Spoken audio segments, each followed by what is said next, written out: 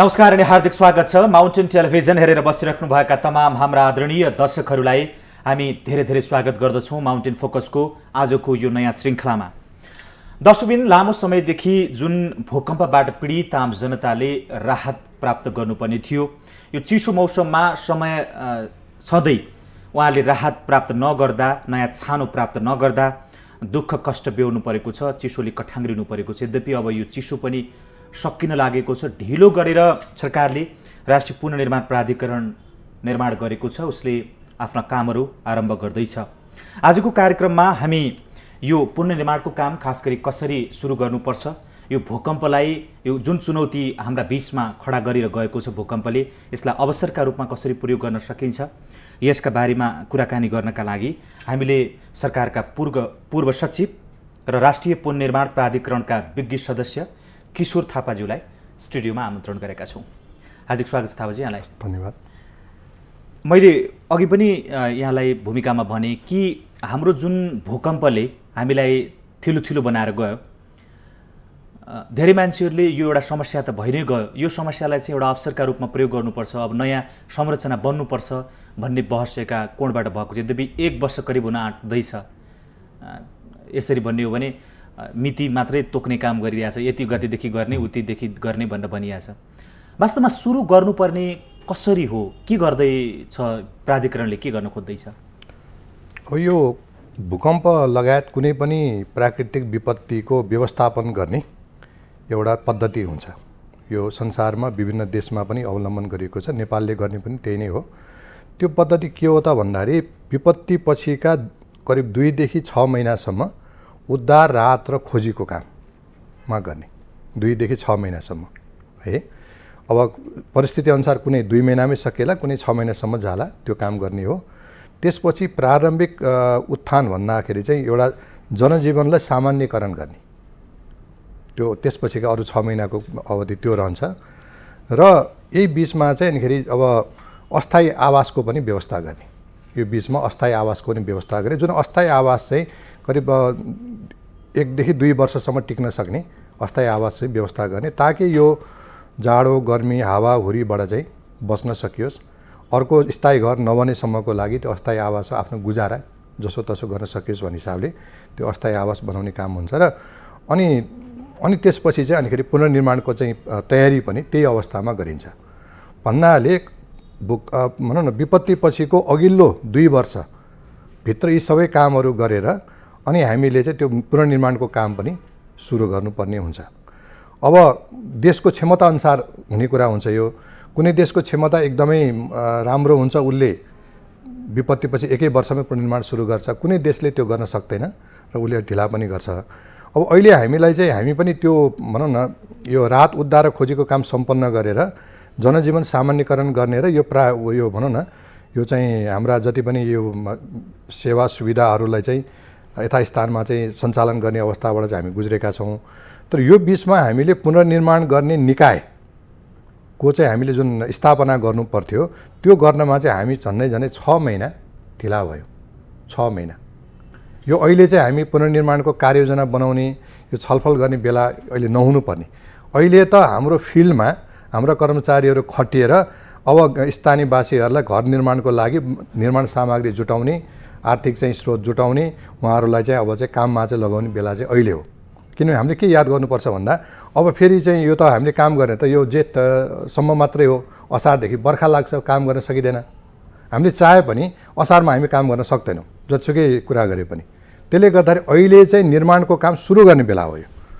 अब कस्ता निर्माण सुरु गर्ने भन्दाखेरि सबभन्दा पहिले हाम्रा निजी आवासीय घरहरूको निर्माणको काम हामीले सुरु गर्नुपर्छ। अहिले हामी मन्दिरहरूको पुनर्निर्माण गर्ने अथवा अहिले चाहिँ कुनै सरकारी भवनको पुनर्निर्माण गर्ने त्यो तत्काल त्यसरी जाने होइन। सबभन्दा पहिले जनताले आफू बस्ने घर बनाउने हो। आफू बस्ने घर बनाएपछि र आफ्नो चाहिँ यो भनौँ आफ्नो जीवन चाहिँ सामान्यकरण भएर आफ्नो चाहिँ गुजारा राम्रोसँग चल्ने भएपछि त्यसपछि अरू काममा लाग्ने हो। अब अहिले यसैमा हामी चाहिँ ढिला भएको छ र अहिले चाहिँ जताततै एउटा दबाब पनि यो चाहिँ निजी आवास भवनको पुनर्निर्माणै बढी दबाब परेको छ सरकारलाई। त्यसले गर्दाखेरि अब हामी सबैले के विचार गर्नुपर्छ भन्दाखेरि यो हिउँद सकिन लागेको छ र यो बिचमा हिउँद र चाहिँ बर्खाको बिचमा जति समय छ हाम्रो 4 महिना, यो समयमा हामीले निर्माणका काम सुरु गरौँ। अब एकैचोटि हामी सक्दैनौँ, यहाँ 5 लाख घरहरू नयाँ बनाउनु पर्ने छ, 2.5 लाख घरहरूलाई मर्मत गर्नुपर्ने छ। यो एकै वर्षमा सकिँदैन, यसलाई चाहिँ अरू 2-3 वर्ष लाग्छ।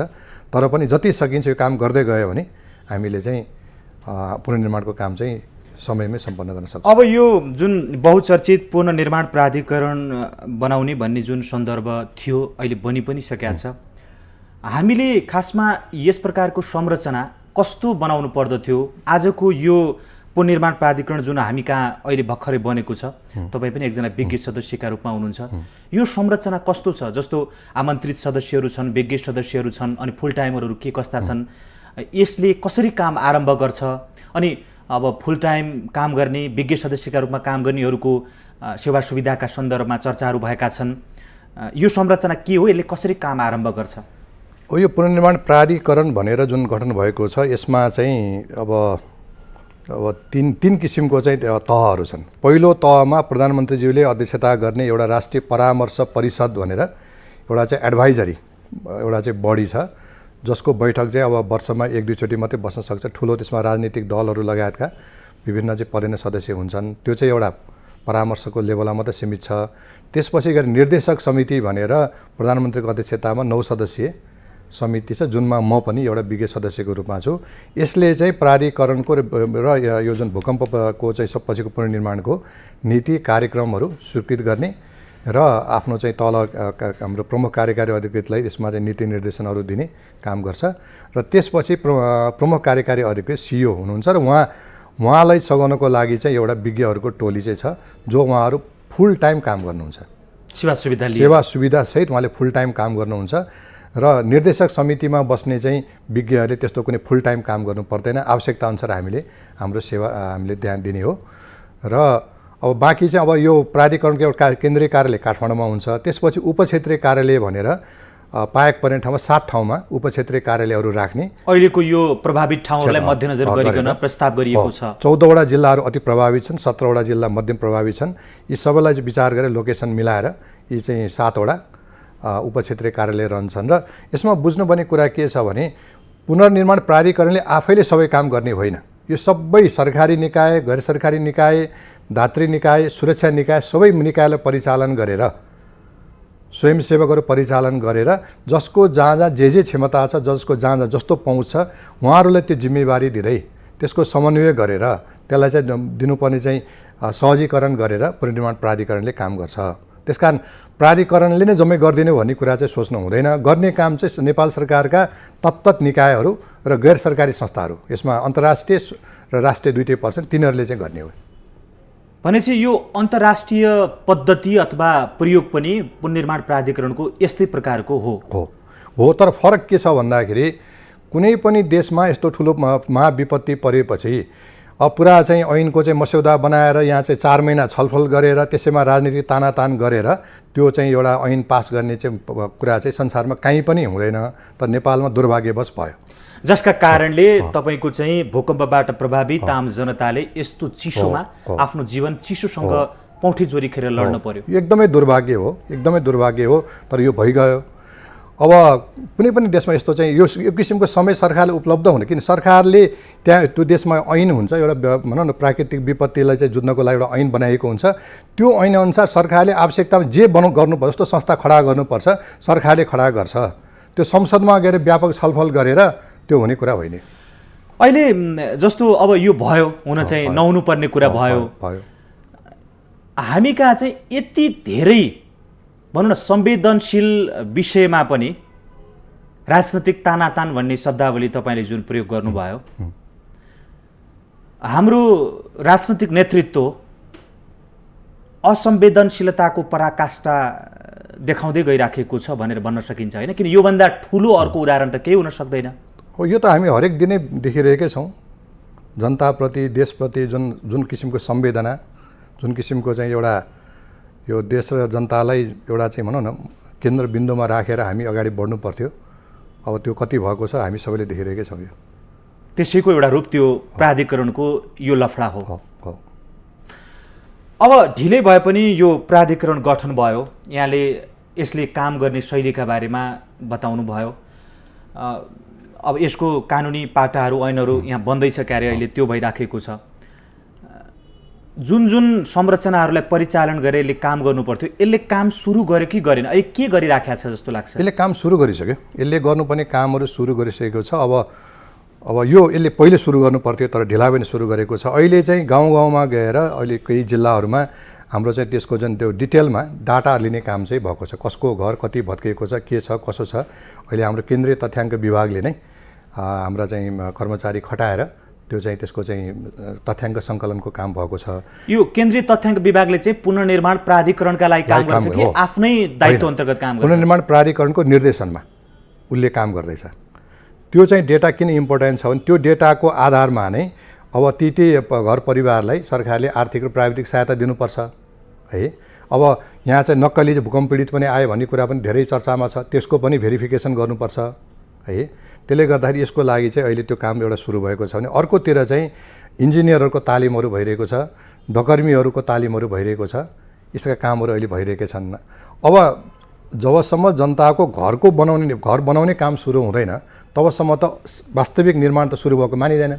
अहिले हामीले गरेका काम त यी तयारीका कामहरू हुन्। त्यस अगाडि चाहिँ सरकारले जुन न्यानो कपडा किन्न भनेर केही रकम दिने भनेको थियो, त्यो चाहिँ त पुनर्निर्माण प्राधिकरणले संयोजन नगरिकनै अरू माध्यमबाट दिनु, त्यो चाहिँ राहतको अन्तर्गत पर्छ यो सबै। किनभने जाडो भयो, राहत दिनु पर्यो जनतालाई, त्यो राहतको सिलसिलामा गरिएको हो। अब यो राहत किन दिनु पर्यो त भन्दाखेरि उहाँहरूको जुन अस्थायी जुन टहरा हो त्यति बस्न योग्य भएन, जाडो थेग्न सक्ने अवस्था भएन उहाँहरूको, त्यसकारण सरकारले थप त्यसमा राहत दिनु परेको। ढिलो गरी त्यो योगदान राज्यले गर्यो जे होस्, त्यो चाहिँ त्यो त गर्नै पर्यो, राज्यको जिम्मेवारी। अब जस्तो भूकम्पबाट प्रभावित भएका अथवा घर सिद्धिएका ध्वस्त भएका जुन आम सर्वसाधारण जनता छन् उहाँहरूको निजी घर निर्माणका लागि राज्यले जुन बनाइदिने अथवा राज्यले सहयोग गर्ने जुन कुरा गरिरहेको छ त्यो पद्धति चाहिँ कस्तो पद्धति? जस्तो 2 लाख रुपियाँ दिने भनेको छ क्यारे।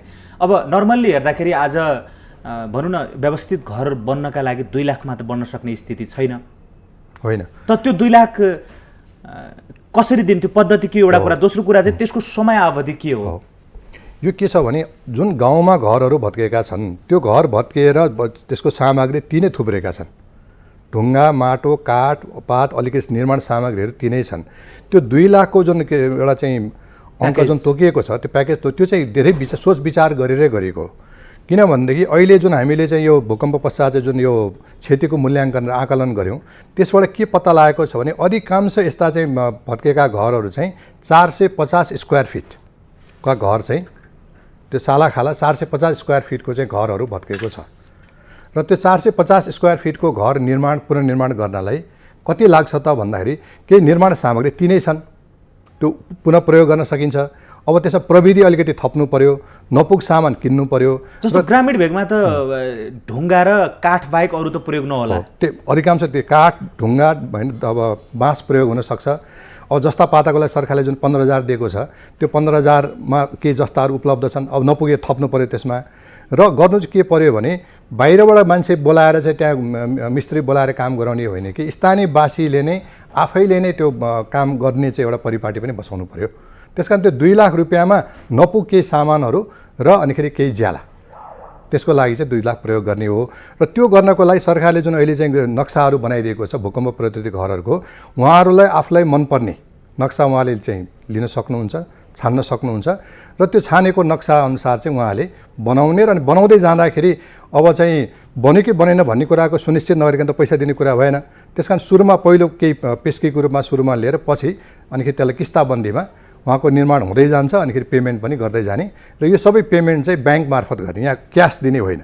किनभने क्यासको चाहिँ कारोबार गर्दाखेरि यहाँ कुनै रेकर्ड राख्न पनि गाह्रो हुने, अनि नक्कली पीडितले चाहिँ त्यो लिने र एकदमै भ्रष्टाचार हुने चान्स भएको हुनाले अन्तर्राष्ट्रिय अनुभवको समेत विचार गरेर प्रत्येक भूकम्प पीडितलाई चाहिँ खाता खोले, त्यो खातामा चाहिँ पैसा ट्रान्सफर गर्ने र त्यो जम्मै पारदर्शी हिसाबले गर्ने चाहिँ अहिले त्यो व्यवस्था हुन लाग्छ। भनेपछि यो अब जुन तपाईँले 450 स्क्वायर फिटको घर भनेर भन्नुभएको छ नि, डेटाहरूले भने होला तपाईँहरू अध्ययन गर्नुभयो होला, किनभने अब तपाईँ स्वयं आफै एउटा सशक्त इन्जिनियर हो देशको। यो 450 स्क्वायर फिटको अब ढुङ्गा र काठ भनौँ न, अब बाँस त पहिले प्रयोग भएको घरमा प्रयोग भएको बाँस त त्यो कुहिसक्यो होला, त्यो के काम गर्ला, नयाँ बाँस प्रयोग गर्नुपर्ने हो। त यसो गर्दा मोटामोटी चाहिँ जस्तो अब अहिले 14वटा जिल्लाको जुन मोटामोटी स्थिति छ, 450 स्क्वायर फिटको घर बनाउँदाखेरि कति जति रकम खर्च हुने देखिया छ? त्यसमा के छ भने उहाँले चाहिँ उपलब्ध चाहिँ पुराना निर्माण सामग्री नै प्रयोग गर्नुभयो भने 2 लाखमा चाहिँ उहाँको पुरानो घर जस्तो घर चाहिँ बन्न सक्छ। पुरानो घर जत्रो थियो त्यत्रो बन्न सक्छ। अब कसैका घर ठुला होला, कसैका साना होला, मैले सालाखाला भन्दैछु। अब त्यसमा नपुग कुरा त अब घर परिवारले आफ्नो पनि उहाँहरूको केही बचत रकमहरू होला, उहाँको पनि केही रोजगारीहरू होला। यदि उहाँले ठुलो घर बनाउन चाहनु त्यो बनाउन सक्नुहुन्छ उहाँले, त्यसमा रोकिने कुरा भएन। जस्तो नक्सा दिएको नक्साभन्दा ठुलो पनि बनाउन पाइन्छ, तर त्यो ठुलो बनाउँदाखेरि उहाँले त्यसको नक्सा चाहिँ फेरि बनाउनु पर्ने हुन्छ। त्यो चाहिँ आफै नक्सा बनाएर अथवा बनाउन लाएर त्यो स्वीकृत गराउनुपर्छ। तर सरकारले स्वीकृत गरेको नक्सा हो भने स्वतः त्यो पास हुन्छ, त्यसमा केही गरिरहनु परेन। हामीले निर्धारण गरेका नक्साहरू मध्येको एउटा स्याम्पल लिएर म यो अनुसारको घर बनाउँछु भने त्यो स्वतः पास भयो। यदि होइन म अब ठुलो, म त अलिकति सम्पन्न भएँ, भुइँचालोभन्दा बढी म मेरो चाहिँ अलिकति आम्दानी बढ्यो, म ठुलो घर बनाउँछु भन्न पाइन्छ नि। तर त्यो गर्दाखेरि उहाँले कत्रो घर बनाउने, कसरी बनाउने त्यो नक्सा चाहिँ उहाँले बनाउनु पर्छ। त्यसमा राज्यका तर्फबाट दिने प्याकेज भने त्यही 2 लाख मात्र 2 लाख चाहिँ हो, 2 लाख हो। अब कसैलाई अब सम्पन्न गाउँघरमा सम्पन्न व्यक्ति पनि हुनु होला, उहाँहरूलाई चाहिँ ठुलो घर बनाउनु पर्यो भने उहाँले अब ब्याङ्कबाट सहुलियत दरमा ऋण पनि पाउनुहुन्छ। थप कुरा राज्यले दिने 2 लाख त्यो अनुदान हो। नेपाल जस्तो जुन नेपाल राज्यको जुन क्षमता छ त्यो 2 लाख पनि एक किसिमले ठुलै रकम हो साँच्चै भन्नु। त्यसबाहेक चाहिँ ब्याङ्कले पनि सहुलियत दरमा सहुलियत ब्याजमा चाहिँ पैसा दिन्छ। त्यो कुरा पनि त्यो नीतिगत रूपमा स्पष्टै छ। अहिले जस्तो अब 14वटा जिल्ला सरस्वती हेर्दाखेरि चाहिँ प्राय चाहिँ हिमाली पहाडी जिल्लाहरू छन्। अब दोलखा, गोर्खा, सिन्धुपाल्चोक यस्ता जिल्लाहरू छन्। हामीले जुन यस प्रकारको जुन भूकम्पको प्रताडना भोगिसके पछाडि बनाउने संरचना छ नि, त यो संरचना पनि अब स्ट्रङ भएन अथवा बलियो बनेन, भूकम्प प्रतिरोधी क्षमताको भएन भने फेरि त्यो बनाएर खर्च मात्रै पनि हुनसक्छ। किन भूकम्प त जुनसुकै बेला जान सक्छ, फेरि यो यसै भन्न सकिँदैन। त्यो भएर अहिले बनाएको जुन स्याम्पल छ, नक्साहरू छन् र बन्न लागेका जुन संरचना घरहरू छन् ती चाहिँ भूकम्प प्रतिरोधी हुन् भन्ने ग्यारेन्टी छ होइन? त्यो ग्यारेन्टी छ। अब हामीले चाहिँ गर्ने नै के हो भन्दाखेरि जहिले पनि संसारको हरेक देशमा चाहिँ पहिलेभन्दा हामीले राम्रो र बलियो बनाउने हो। किनभने त्यो कमजोर र नराम्रो भएको हुनाले त्यो भत्कियो। त्यस कारण अब बन्ने भवनहरू चाहिँ त्यसबाट चाहिँ हामीले पहिलेभन्दा बलियो राम्रो बनाउनुपर्छ। अझ हाम्रा गाउँघरहरू जुन किसिमका छन्, हामीले त अब कसरी हेर्नुपर्छ, एउटा घर हेर्नु भने बस्तीबाट हेर्नुपर्छ। हामीले त बस्ती बनाउने हो, हामीले घर मात्रै बनाउने होइन। त्यस कारण त्यो बस्ती बनाउने कुरामा त्यो बस्तीको चाहिँ कस्तो स्वरूप हुन्छ, त्यो बस्तीका चाहिने पूर्वाधार के हो, अनि त्यसपछि अनि घरका कुराहरू आउँछन्। बाटोघाटोको विचार गर्नु पर्यो, त्यहाँ पानी बत्ती र त्यो सुविधाको विचार गर्नु पर्यो, खेल्ने चौरका कुराहरू हुन्छन्। यी कुराहरू विचार गरे अब हामीले त बस्ती एउटा भूकम्प प्रतिरोधी एउटा बस्ती बनाउनुपर्छ र त्यसभित्र अन्तर्गत त्यो घर पनि पर्छ। अब मान्छेहरूले यो पैसा प्राप्त गर्छु भनेर आफ्नै ल्याकत राख्नेहरूले पनि तपाईँको काम आरम्भ गरेनन्, आफ्नो निर्माण गर्न सकेनन्। यसो हिसाबले हेर्दाखेरि त अब अहिले जुन यो डेटा सङ्कलनको काम भइराखेको छ, तपाईँले सुरुमै पनि भन्नुभयो, अब यो काम आरम्भ भयो भने त यो वर्षभित्रमा त उहाँहरूले आफ्नो घर बनाउन सक्नुहुन्न जस्तो छ। यसो छ, अब अहिले सुरु गर्नुभयो भने मानौँ न, अब हामीले फागुनभित्रमा हामीले निर्माण कार्य सुरु गऱ्यो भने यस्ता गाउँघरका घरहरू बन्नलाई धेरै समय लाग्दैन। साधारणतः 3 महिनादेखि 4 महिनामा ती घर बन्न सक्छन्। तर अब बन्ने संरचना त पक्की नै होला नि? पक्की भन्नाले त्यसमा फेरि यो होइन कि सबै घरमा ढलानै गर्नुपर्छ, सिमेन्ट छड प्रयोग गर्नुपर्छ भन्ने होइन। हामीले अहिलेको परम्परागत चाहिँ जुन निर्माण सामग्री प्रयोग गरेरै त्यसलाई भूकम्प प्रतिरोधी बनाउने विभिन्न डिजाइनहरू छन्, विभिन्न विकल्पहरू छन् हामीसँग। ती विकल्पमध्ये आफूलाई कुन मनपर्छ त्यसमा जानु पर्यो। हामी यो सन्दर्भ फेरि जोड्नेछौँ। दर्शकहरू, राष्ट्रिय पुनर्निर्माण प्राधिकरणका एकजना विज्ञ सदस्य पूर्व सचिव किशोर थापासँग खास गरी यो भूकम्प पुनर्निर्माण प्राधिकरणले कसरी काम आरम्भ गर्छ, पुनर्निर्माणका अब संरचनाहरू कसरी बन्नुपर्छ, यो र अरू समग्र विषय पनि हामी जोड्नेछौँ।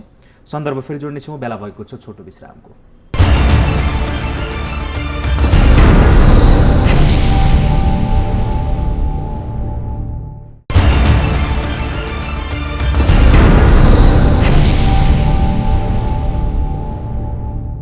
विश्रामपछि पुनः हार्दिक स्वागत छ। माउन्टेन फोकसको आजको यो श्रृङ्खलामा सरकारका पूर्व सचिव एवं राष्ट्रिय पुनर्निर्माण प्राधिकरणका विज्ञ सदस्य किशोर थापासँग कुराकानी गरिरहेका छौँ। उहाँ पेसाले इन्जिनियर पनि हुनुहुन्छ।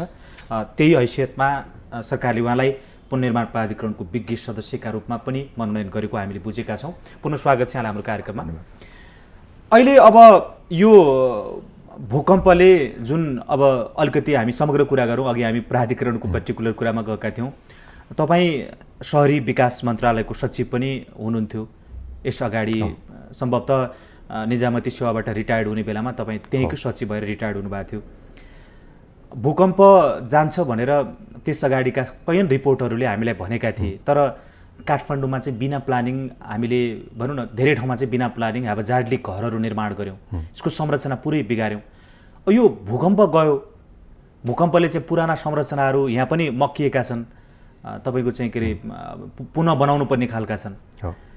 त यो हाम्रो सहरको पुनर्निर्माणको जुन सन्दर्भ छ नि, यो अन्तर्राष्ट्रिय मापदण्ड अनुसारको एउटा राजधानी बनाउनु पर्ने स्थिति छ नि, यो भूकम्प गएको बेलाको मौका छोपिकन यसलाई चाहिँ अवसरका रूपमा प्रयोग गरेर काठमाडौँ सहर अथवा यस्ता सिटिजहरूलाई नयाँ बनाउन सक्ने स्थिति कस्तो थियो, यसका बारेमा सरकारले सोच्यो सोचेन, तपाईँ के अपडेट हुनुहुन्छ यसका बारेमा? होइन, यो यसलाई सुधार गर्न सक्ने, राम्रो गर्न सक्ने सम्भावना अझै पनि छ।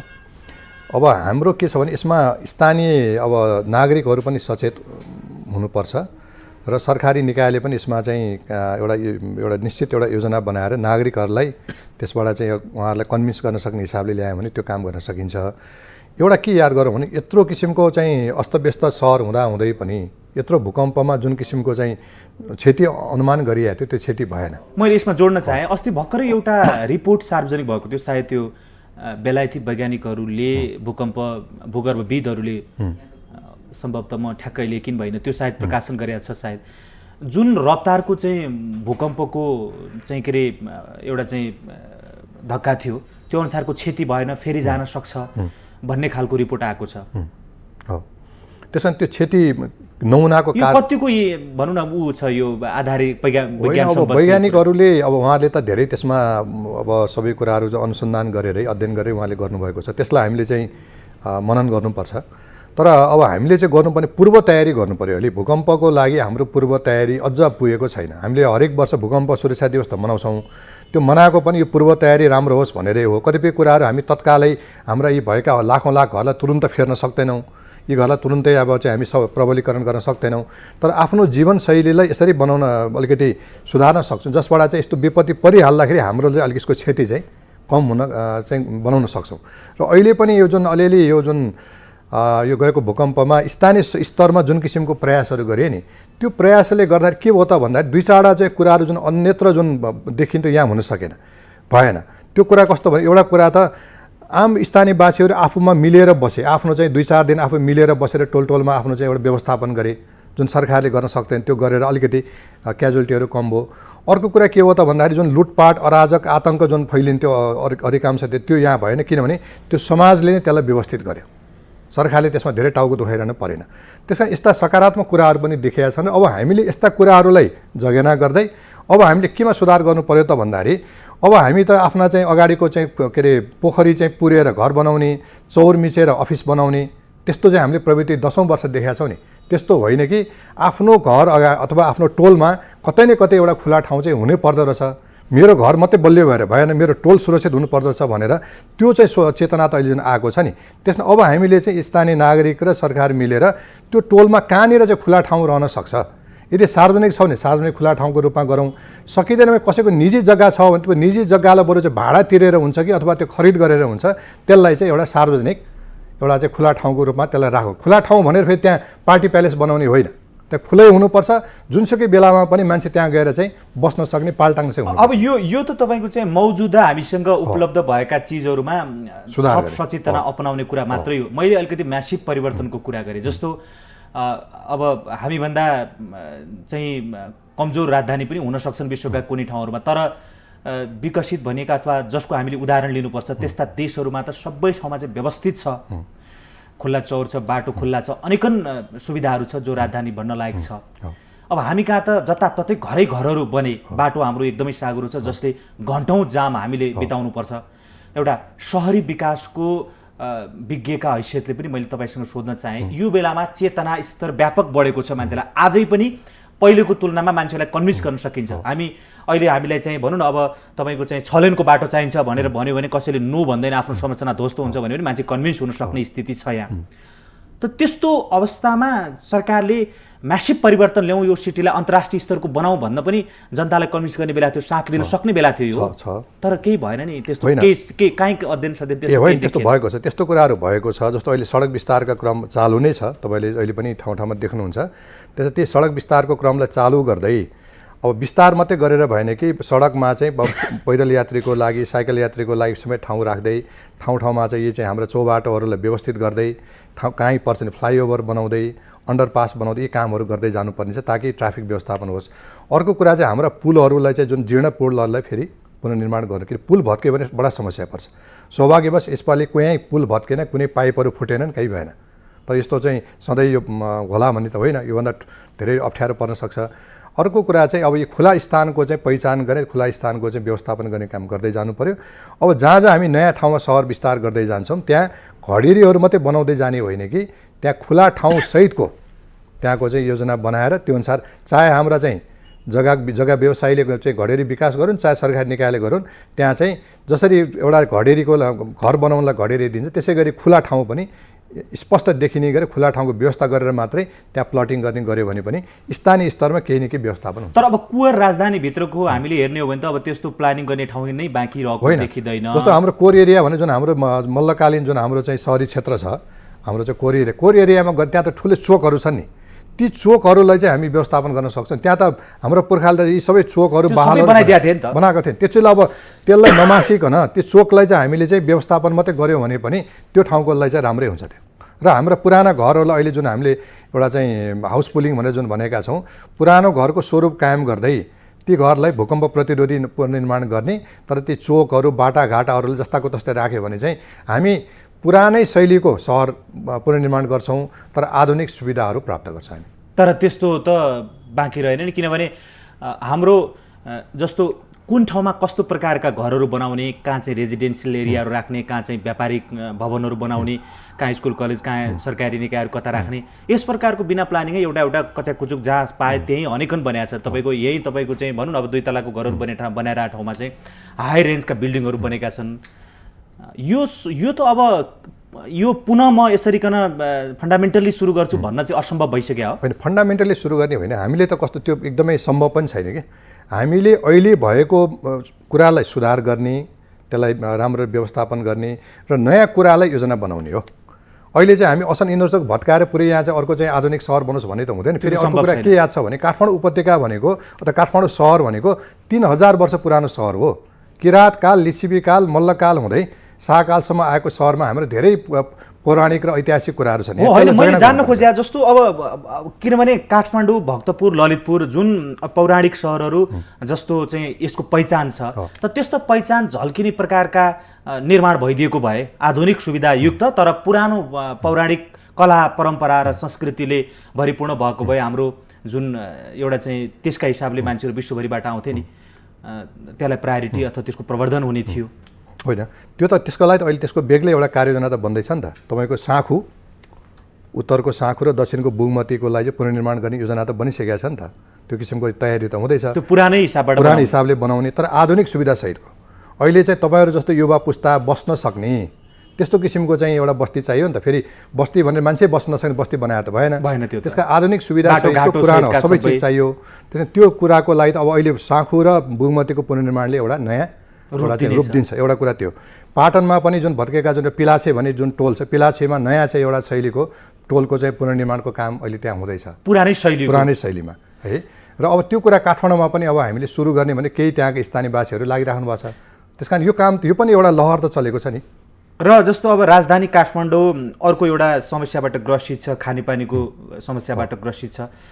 यो खानेपानीको नेतृत्व गरिरहँदा तपाईले जुन मेलम्चीको खानेपानी अब 73 साल वैशाख 1 गते काठमाडौँवासीले मेलम्चीको खानेपानी प्राप्त गर्छन् भनेर त्यति बेला हामीसँगकै अन्तर्वार्तामा भन्नुभएको थियो, धेरै ठाउँमा यो कुरा उद्घोष गर्नुभएको थियो।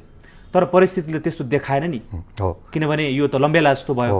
यो के भयो भन्दाखेरि जुन बेलामा मैले यसको चाहिँ जुन एउटा अनुमान गरेको थिएँ कि 2073 वैशाख 1 गते पानी हामी खसाल्न सक्छौँ भन्ने कुरा, त्यो चाहिँ त्यतिकै बोलिएको थिएन कि त्यो बेलाको कार्यतालिका अनुसार जुन निर्माणको कार्यतालिका, त्यो कार्यतालिका अनुसार त्यो कार्यतालिकामा पनि केही समय अझ थपेर त्यो गरिएको थियो। तर दुर्भाग्यवश जुन भूकम्प आयो र भूकम्पले गर्दा मेलम्चीको काम चाहिँ झन्डै 4 महिना जति रोकियो। तर यसमा म केमा चाहिँ एउटा चाहिँ मलाई आफूलाई ठुलो चाहिँ सन्तोष लागेको छ भन्दाखेरि अहिलेसम्म बनेको मेलम्चीको सुरुङ 13.5 किलोमिटर सुरुङमा कहीँ कतै चिरा परेन, त्यो जस्ताको तस्तै रहेको छ। त्यसमा चाहिँ त्यो एउटा ठुलो एउटा चाहिँ डिजास्टरबाट हामी बचेका छौँ। त्यो चाहिँ अब थप त्यसमा काम गर्दै जाने हुनाले त्यो एउटा चाहिँ अलिकति राहत महसुस भएको छ। तर अब बाँकी काम फेरि यो पछि गरेका यो राजनीतिक र यो नाकाबन्दीका कारणले त्यहाँको कामहरू एकदमै ढिला भएको हुनाले झन्नै चाहिँ 1 वर्ष जति नै काम चाहिँ अब भनौँ 10 महिना जति काम रोकिएको अवस्था चाहिँ रह्यो। अब यो काम रोकिसके यसलाई सुरु गर्नलाई फेरि समय लाग्ने हुनाले अहिलेको अनुमानमा मैले हेर्दाखेरि चाहिँ यो करिब 1.5 वर्षपछि चाहिँ अब त्यो पानी खस्ने दिन चाहिँ 1.5 वर्षपछि नै धकेलिने अवस्था चाहिँ अहिले रहेको छ। 73 वैशाख 1 पछि पनि 1.5 वर्ष उता धकेलिने अवस्था चाहिँ छ। 74 को मध्यतिर जाने अहिलेको अवस्था त्यो भएको हुनाले अब मैले सार्वजनिक रूपमा जुन बोलेको थिएँ धेरै मिडियाले मलाई चाहिँ त्यो कोट पनि गरे हुनाले म तपाईँको यही कार्यक्रम मार्फतै म क्षमा याचना गर्न चाहन्छु कि मैले जुन हिसाबले बोलेको थिएँ यो विभिन्न परिस्थिति बसे त्यो पुरा हुन सकेन।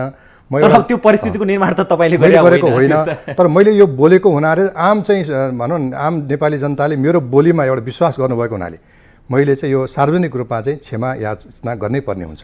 म सम्पूर्ण काठमाडौँवासीप्रति चाहिँ म क्षमा याचना गर्छु। तर एउटा मेरो विश्वास के छ भन्दाखेरि एउटा मेलम्ची प्रोजेक्ट त्यो सम्पन्न हुन्छ नै र 1.5-2 वर्षको बिचमा चाहिँ काठमाडौँवासीले त्यो मेलम्चीको पानीको उपयोग गर्न चाहिँ पाउनुहुन्छ भन्नेमा मलाई कुनै शङ्का छैन। त्यो चाहिँ हामीले अलिकति ढिलो भए पनि प्राप्त चाहिँ हुने नै छ। त्यो हुन्छ नि, त्यसका लागि काम भइरहेका छन् अहिले। र जस्तो अब यो जुन भनौँ न सहर विकासको सन्दर्भमा यो बहस चलिराखेको बेला अब त चेतना भइराखेको बेला पुनर्निर्माण प्राधिकरणले पनि हाम्रा भत्किएका संरचनाहरू निर्माण गरिराखेको बेलामा आजको ठिक्क 2 दिन पछाडि तपाईँहरूले साउथ एसियन एउटा आर्किटेक्ट इन्जिनियरहरूको कन्फरेन्स गर्दै हुनुहुन्छ, रिजिलेन्ट कन्फरेन्स गर्दै हुनुहुन्छ। यसको के उद्देश्य, काठमाडौँमै किन गर्नुभयो, यसको के उद्देश्य हो, यसले के चाहिँ निर्णय गर्छ, यहाँ यसको उद्देश्य के हो? अहिले म चाहिँ यो नेपाली वास्तविक समाजको अध्यक्ष पनि छु र हाम्रो यो समाजले एउटा चाहिँ ठुलो अन्तर्राष्ट्रिय सम्मेलन यो दक्षिण एसियाली सम्मेलन गर्दैछ पर्सि शुक्रबार र शनिबार माघ 22 र 23 गते। यो सम्मेलन चाहिँ के छ, जुन देशमा सार्क शिखर सम्मेलन हुन्छ त्यही देशको यो आर्किटेक्टहरूको चाहिँ सोसाइटीले यो सम्मेलन गर्नुपर्ने एउटा चाहिँ परम्परा छ। यो हाम्रो चाहिँ यो सम्मेलन सार्क सचिवालयबाट मान्यता प्राप्त एउटा चाहिँ सम्मेलन भएको हुनाले हामीले अहिले नेपालमा यो अप्ठ्यारो अवस्थामा नि गर्न खोजेको कारण के भने हामी नेपाली जस्तोसुकै अप्ठ्यारो परिस्थितिमा नि काम गर्न सक्छौँ भन्ने एउटा सन्देश दिनु पनि हो। र हाम्रो अहिले जुन किसिमको संरचनाहरू भत्केका छन्, विशेष गरी यो ऐतिहासिक सम्पदाहरू भत्केका छन्, त्यसको पुनर्निर्माण गर्नुपर्ने छ। त्यसमा चाहिँ हाम्रा दक्षिण एसियाका यो वास्तुकलाविदहरूको यहाँ भेटघाट जमघट गराएर उहाँहरूको चाहिँ विचारहरू पनि सुन्ने, उहाँहरूलाई पनि उहाँहरूबाट के सहयोग प्राप्त हुन सक्छ यसमा त्यो लिनेर हामी हाम्रो नेपाली वास्तविक समाज र उहाँहरू मिलेर यो राष्ट्रिय पुनर्निर्माणको काममा चाहिँ हामी सँगै लाग्ने भन्ने छ। र म विभिन्न देशमा जाँदाखेरि पनि नेपालको यो ऐतिहासिक सम्पदाको बारेमा धेरै चासो व्यक्त गरेको छ, किनभने उताको विदेशी मिडियाले यो कुरालाई बढी हाइलाइट पनि गरेको देखियो र उहाँहरूले आफ्नै आँखाले पनि हेर्नुहुन्छ र यसको पुनर्निर्माण गर्ने पद्धति के हो भन्ने बारेमा पनि विभिन्न विज्ञहरूले यसमा चाहिँ कार्यपत्रहरू प्रस्तुत गरे छलफलहरू गरिनेछ। र हामीले यो एउटा काम चाहिँ सरकारलाई पनि एउटा चाहिँ सहयोग गर्ने हिसाबले र नेपालको एउटा चाहिँ आफ्नो प्रतिष्ठा पनि कायम गर्ने हिसाबले चाहिँ यो गरेका छौँ। र हामी यो सम्मेलन चाहिँ करिब 400 जना, नेपालबाट 300 जना र विदेशबाट करिब चाहिँ भनौँ नेपालबाट करिब 350 र विदेशबाट 50 जना जति सहभागीहरूले भाग लिनुहुन्छ। र यसमा चाहिँ बेसिकली चाहिँ हाम्रो चाहिँ यो वास्तुकलालाई कसरी जगर्ना गर्ने, यो विपदबाट कसरी जोगाउने भन्ने बारेमा नै त्यसमा छलफल केन्द्रित हुन्छ। जुन यो अब विपद पछिको पुनर्निर्माणको चरणमा रहेको हाम्रो देशका लागि यस प्रकारको विज्ञ सम्मेलनले केही न केही योगदान दिनेछ अथवा हाम्रो कामलाई सहज केही भनौँ न सुझावहरू प्राप्त गर्नेछ भन्ने अपेक्षा राख्न सकिन्छ। सुझाव मात्रै होइन कि हामी यसमा अन्तर्राष्ट्रिय विज्ञहरूलाई यहाँ बोलाएर उहाँहरूले पनि यहाँ काममा लाउन सक्छौँ। उहाँहरूको सरकारलाई चाहिँ उहाँहरूले चाहिँ झकझक्याएर थप सहयोगहरू मोबिलाइज गर्न सक्छौँ हामी। त्यसले गर्दाखेरि यो एउटा अब हाम्रो एउटा संस्थाले गरेको एउटा प्रयास हो र यसमा चाहिँ अब यसलाई हामीले चाहिँ सफल रूपमा चाहिँ हामी यसमा अहिले खटिरहेका छौँ, काम गर्दैछौँ। र यो अब 2 दिने सम्मेलन चाहिँ अब चाँडै नै अब भनौँ न हामी यसलाई सफलतापूर्वक सम्पन्न गर्नेतिर हामी लागेछौँ। अब यो एउटा चाहिँ तपाईँको विषयसँग सम्बन्धित विषयहरू थिए जुन हामीले अहिलेसम्म छलफल गऱ्यौँ। यो तपाईँको विषयभन्दा केही फरक कुरा म तपाईँसँग जान्न चाहन्छु। जस्तो अहिले नाकाबन्दीका कारणले अब हामी कहाँ चाहिँ पेट्रोल डिजेल पेट्रोलियम पदार्थको हाहाकार भइराखेको छ। तपाईँको आफ्नो दैनिकी चाहिँ कसरी चलाउनु भएको छ अहिले? म चाहिँ मेरो कुनै अब सवारी एउटा साइकल छ मसँग, अरू कुनै यो यान्त्रिक सवारी साधन भनौँ यो कुनै इन्धन चाहिने सवारी साधन मसँग छैन, मोटराइज भेहिकल छैन। त्यस कारणले म चाहिँ सार्वजनिक यातायातको प्रयोग गर्छु र कतिपय अवस्थामा हिँड्छु पनि। हिँड्दाखेरि अब काठमाडौँ सहर हिँडेर पनि भ्याउन सकिन्छ, केही अप्ठ्यारो छैन। त्यसले गर्दाखेरि म चाहिँ आफ्नो स्वास्थ्य पनि राम्रो हुने अनि बाटोमा हिँड्दा साथीभाइहरू विभिन्न भेटघाट पनि हुने एउटा चाहिँ त्यो हिसाबले म बडा रमाइलोसँग यो नाकाबन्दीलाई मैले व्यवस्थापन चाहिँ गरेको छु। कुनै मलाई यहाँ लाइन बस्नु परिरहेको छैन। ग्यासको लागि त बस्नु पर्यो होला नि। ग्यासको लागि पनि मैले चाहिँ घरमा हाम्रो चाहिँ विभिन्न विकल्पहरू छन्। हामीसँग दाउरा पनि छ घरमा, अलिकति चाहिँ हिटर पनि छ, अनि ग्यास पनि अलिअलि थोरै गरेर एउटा ग्यास सिलिन्डर 3 महिना लगाएर हामीले प्रयोग पनि गरे हुनाले यो व्यवस्थापन गरेपछि हुने रहेछ। मैले किन जोड्न खोजेँ भने जस्तो यो बेलामा यो खालको सङ्कट भोगेपछि हरेक मान्छेलाई चाहिँ कसरी स्वावलम्बी बन्ने, आफ्नै देशमा भनौँ न सामान्य चाहिने चिजहरूको विकास गरेर विकल्पहरू वैकल्पिक जीवन कसरी सहज बनाउने भन्ने सन्दर्भमा बहसहरू चलिराखेको छ। कसरी बनाउन सकिन्छ होला जस्तो लाग्छ तपाईँ? यो हामी त अब यो सङ्कटग्रस्त छौँ अहिले। हामी सङ्कटग्रस्त छौँ र योभन्दा अब ठुल्ठुला सङ्कटको लागि पनि आउन सक्छ यो देशमा, तयार रहनुपर्छ। तर जसरी हुन्छ हामीले चाहिँ हाम्रो घर परिवारलाई व्यवस्थित गर्नु पर्यो, आफ्नो चाहिँ समुदाय टोल छिमेकलाई व्यवस्थित गर्नु पर्यो, त्यसपछि राष्ट्र पनि व्यवस्थित हुने हो। त्यसले गर्दाखेरि हामीले बाह्य चाहिँ जुन एउटा निर्भरता छ नि, त्यो बाह्य निर्भरतालाई कसरी कम गर्ने। अब अहिलेको यो विश्वव्यापीकरणको युगमा पुरै अब चाहिँ हामी अलग्गै पनि बस्न सक्दैनौँ, हाम्रो चाहिँ अन्तर्निर्भरता त भइ नै रहन्छ। तर पनि कमसेकम आफ्नो देशमा उत्पादन हुने वस्तु र सेवा प्रयोग गरेर अलिक बढी मेहनत गरेर अलिक बढी चाहिँ जाँगरिलो भएर पनि हामी यी बाह्य निर्भरतालाई कम चाहिँ गर्न सक्छौँ। जस्तो म अहिले सकेसम्म हिँडेरै अथवा सार्वजनिक यातायात प्रयोग गरेरै म चाहिँ आफ्नो जीवन चलाइरहेको छु। कहिलेकाहीँ साथीभाइको गाडी चढ्दा त्यो पनि लिफ्ट पनि पाइरहेको छु। कहिलेकाहीँ बाटोमा उभिरहँदाखेरि केही हाम्रा चाहिँ मित्रहरूले गाडी मोटरसाइकल रोकेर लिफ्ट पनि दिनुभएको छ। यो त यसरी व्यवस्थित गर्न सक्छौँ नि हामी। यो एउटा भनौँ न एउटा समस्या सिर्जना भएपछि विकल्पका सन्दर्भमा हामीले कुरा गरिरहेछौँ, सब मान्छेले सोचिराखेका छ। अब यो भनौँ न हामीसँग हुने चिजहरू, उत्पादन गर्न सकिने चिजहरू त उत्पादन गर्न सकिन्थ्यो नि। जस्तो विद्युत उत्पादनको यत्रो सम्भावना छ हामीसँग। हामीले अहिले आफूले सक्ने जति विद्युत उत्पादन सक्ने जति नभनौँ, हामीले केही क्षमताको विद्युत उत्पादन बढी गरे भए त्यो हामीले अरूलाई दिने स्थिति बन्या भए अहिले हामीलाई सहजै अरूले नाकाबन्दी लाउने थिएन कि, किनभने हाम्रो विद्युत उसले उपभोग गरेर हुन सक्थ्यो। हामीले केही गरेनौँ। यो किन हामी कहाँ चाहिँ केही भएन? तपाईँ त अब पूर्व सचिव हुनुहुन्छ, रिटायर्ड सचिव हुनुहुन्छ। मान्छेहरूले चाहिँ हाम्रो ब्युरोक्रेसी चाहिँ एकदमै कमजोर छ, त्यसले चाहिँ काम गर्दैन भन्छन् कि, तपाईँको अनुभव के छ? अब मलाई त के लाग्छ भन्दाखेरि, अब म बायस पनि हुन सक्छु, यो ब्युरोक्रेसीले नै यो देशलाई अहिलेसम्म थामिरहेको छ। ब्युरोक्रेसी अलिकति लुज भइदिने हो र ब्युरोक्रेसीले आफ्नो चाहिँ हातखुट्टा अलिकति कमाइदिने हो भने यो होल सिस्टम चाहिँ गर्ल्यामगुलम ढल्नलाई बेर छैन। त्यो स्थितिमा हामी पुगेका छौँ है। त्यसले गर्दाखेरि ब्युरोक्रेसीमा सबैजना एकदमै सबै पर्फेक्ट नहोलान्, तर धेरै हाम्रा चाहिँ कर्मचारीहरूले आफ्नो ड्युटी त गरिरहेकै छन् नि। सोचे जति नगरे होलान्, त्यो स्तरमा नपुगे होला, तर आफ्नो ड्युटी गरिदिएको हुनाले नै यो अहिले देश चलिरहेछ, यो समाज चलिरहेछ। त्यसले गर्दाखेरि अब हामीले के स्थिति म देख्छु भन्दाखेरि, अब हामी भारतबाट बिजुली आयात गर्दा सबै दङदास हुन्छ, खुसी हुन्छ, मिडियामा पनि एकदम ठुल्ठुलो अक्षरले आउँछ।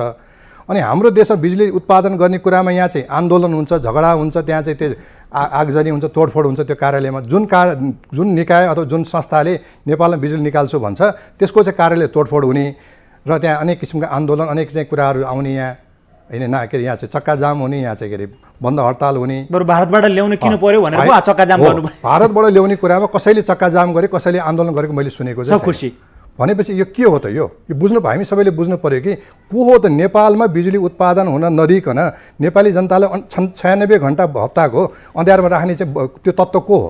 त्यसको विरुद्ध बिजुली मात्रै होइन, जस्तो त्यस्ता थुप्रै कुराहरू छन् नि अगाडि राखेका। जस्तो अन्तर्राष्ट्रिय एयरपोर्ट बनाउने बनाएको छ, त्यो पनि गफमै सीमित हुन्छ। ठुल्ठुला बाटोहरू बनाउने बनाएको छ, त्यो पनि लगभग केही पनि भएको छैनन्।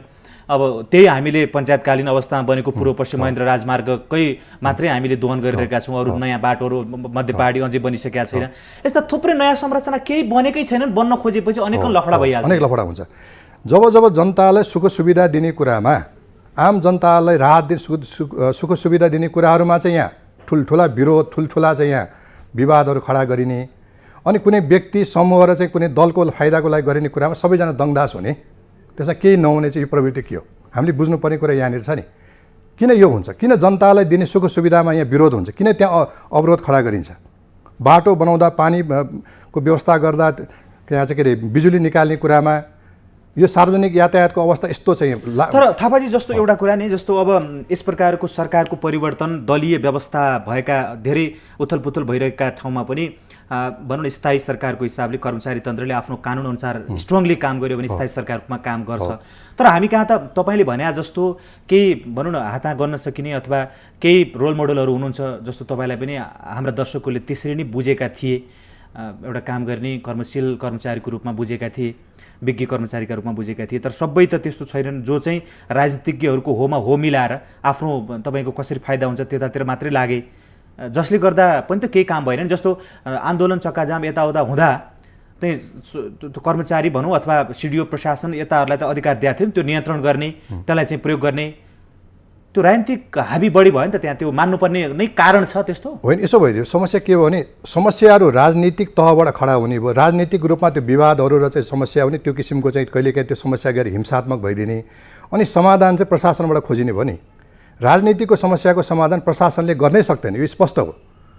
कुनै एउटा कर्मचारीले, कुनै एउटा प्रहरीको प्रमुखले अथवा कुनै सेनाको प्रमुखले राजनीतिक समस्या समाधान गर्न सक्दैन। त्यसकारण उनीहरूलाई त्यो राजनीतिक समस्या समाधान गर्न चाहिँ अगाडि तेर्साउनै भएन नि। जसले यो राजनीतिक समस्या खडा गरेको हो त्यही वर्गले समाधान त्यसले गर्नु पऱ्यो नि त। त्यहाँ सिडिओलाई ल्याएर सिडिओको चाहिँ जिल्ला प्रशासनमा गएर सर्वदलीय बैठक बोलाउने होइन नि त। यो सर्वदलीय बैठक त पार्टीको कार्यालयमा हुनु पर्यो, सिडिओ कार्यालय अथवा प्रहरी कार्यालयमा होइन यो। र अब अन्त्यमा जस्तो यो अहिले यो तराईको विषय जुन उठ्या छ, तपाईँ राजनीतिक मान्छे त होइन, तर राजनीतिक मान्छे नहुनुको मतलब राजनीतिबारे पुरै बेखबर हुनुहुन्छ भन्ने पनि होइन। फेरि यो सन्दर्भ जे हाम्रो जुन संघीयताको सन्दर्भमा जे अहिले मुद्दाहरू, मेन मुद्दा चाहिँ संघीयताको सीमाङ्कनको विषय राखेर यत्रो चाहिँ अहिले भर्खर उहाँहरू बिहारको पूर्व मुख्यमन्त्री लालु यादवको कचहरीमा अगाडि प्राङ्गणमा चाहिँ बडा चाहिँ उहाँहरूबाट आशीर्वाद लिएर पनि आउनु भएको छ। यो के हुन खोज्दैछ, तपाईँलाई के लागिराखेको छ यो सन्दर्भ चाहिँ, जसले गर्दा नाकाबन्दी हामीले भोगिराखेका छौँ? मलाई के लाग्छ भनेदेखि हाम्रो देशको समस्या हामीले नै समाधान गर्न सक्ने जुन हाम्रो क्षमता हो नि, त्यो क्षमता हामी अलिकति गुमाउँदैछौँ कि जस्तो लाग्छ। म यो दल ऊ दल, यो नेता ऊ नेताको कुरा गर्दिनँ कि हामीले यो क्षमता गुमाउनु भएन। देशका यावत समस्याको समाधान यही देशभित्र नै हामी बसेर मिलेरै समाधान गऱ्यौँ भने त्यो समाधान पनि हुन्छ, दिगो पनि हुन्छ। यसको समाधान हामीले नेपाल बाहिर, योभन्दा हामीभन्दा नेपाली जनताभन्दा बाहिर खोज्यो भने चाहिँ त्यो समाधान हुँदैन। तत्काल कसैले के गरिदिइहाल्यो भने त्यो दिगो रहन सक्दैन। यो मूल मन्त्र चाहिँ हामीले बिर्सनु हुँदैन। हामीलाई महत्त्वपूर्ण समय दिनुभयो, समय र संवादका लागि यहाँलाई धेरै धन्यवाद छ। हस्, धन्यवाद। हस् दर्शकहरू, उहाँ हुनुहुन्थ्यो राष्ट्रिय पुनर्निर्माण प्राधिकरणका एकजना विज्ञ सदस्य र नेपाल सरकारका पूर्व सचिव किशोर थापा। उहाँसँग हामीले कुराकानी गऱ्यौँ कि पुनर्निर्माण प्राधिकरणका काम कारबाहीहरू, पुनर्निर्माणको अबको संरचना कसरी बनाउनुपर्छ, यो सन्दर्भ र अरू विषयहरू पनि उहाँसँग हामीले जोड्यौँ। भोलि नयाँ विषय र पात्रहरूका साथ यो कार्यक्रमको अर्को श्रृङ्खला लिएर हामी फेरि उपस्थित हुनेछौँ। आजलाई भने यो कार्यक्रमबाट हामी सबैलाई बिदा दिनुहोस्। नमस्ते।